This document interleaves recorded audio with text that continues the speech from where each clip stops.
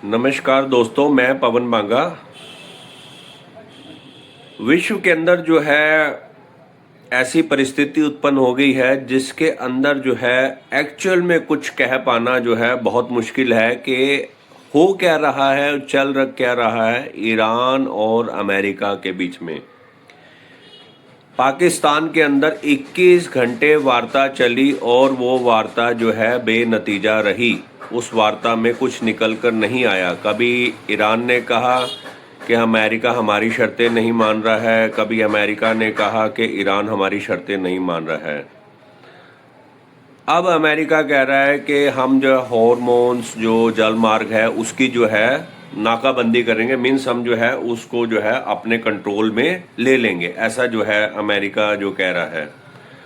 और अमेरिका साथ साथ ये भी कह रहा है कि आपको जो है इसमें जो टोल देने की ज़रूरत नहीं है, अगर टोल देना है तो आप हमें देंगे। लेकिन इसके उलट ईरान ये कह रहा है कि हॉर्मोन्स जलमार्ग जो है हमारे कंट्रोल में है, अगर आपको यहाँ से निकलना है तो आपको हमें टोल देना होगा। ये दो विरोधाभास है जो हमें अपने जो है जो एक्चुअल जो हमें जो है सूत्रों से जानकारी है उसके अकॉर्डिंगली लगभग जो है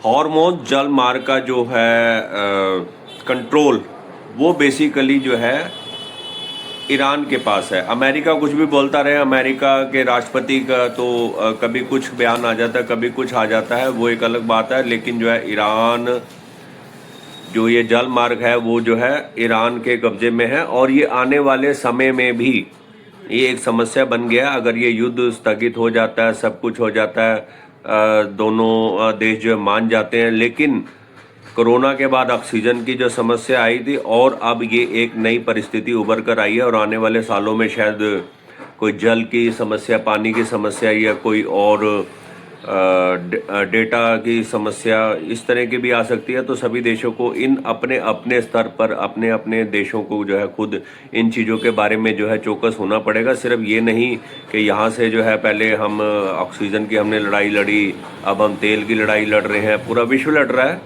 तो ये चीज़ें हैं। तो अब ये था भी अमेरिका और ईरान जो है दोनों जो है दल जो है वहाँ से पाकिस्तान से जो है वापस चले गए। पाकिस्तान ने यहाँ पर सरपरस्ती की थी। अमेरिका ने बेसिकली करवाई थी। वो चाहता था कि हिंदुस्तान को जो है नीचा दिखा सके, जो 1971 के युद्ध से जो है अभी तक जो है पाकिस्तान का जो है स्टैंड है। अब 21 घंटे वार्ता भी सब कुछ हुआ, लेकिन यह मीटिंग जो है बेनतीजा रही। अब ट्रंप जो कहते हैं कि भाई आप जो है ईरान को अब जो हथियार देगा, क्योंकि इसको अमेरिका को ज़्यादा जो दिक्कत थी, अमेरिका को जब ज़्यादा दिक्कत थी वो जो है ये था कि ईरान को हथियार कौन दे रहा है। ईरान को लगातार पहले भी और युद्ध के दौरान में भी जो है चाइना हथियार दे रहा था। अब अमेरिका ने कहा है कि जो ईरान को हथियार देगा उस देश के ऊपर मैं 50% जो है टैरिफ लगाऊंगा।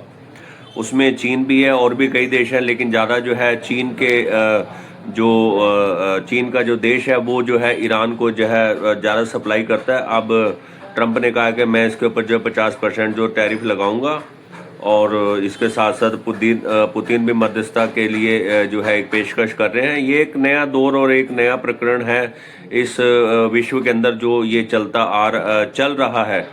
ये बड़ी वो जो है जिसको क्या बोलेंगे हम, एक संकट जो है हमारे सामने जो है खड़ा हो गया है।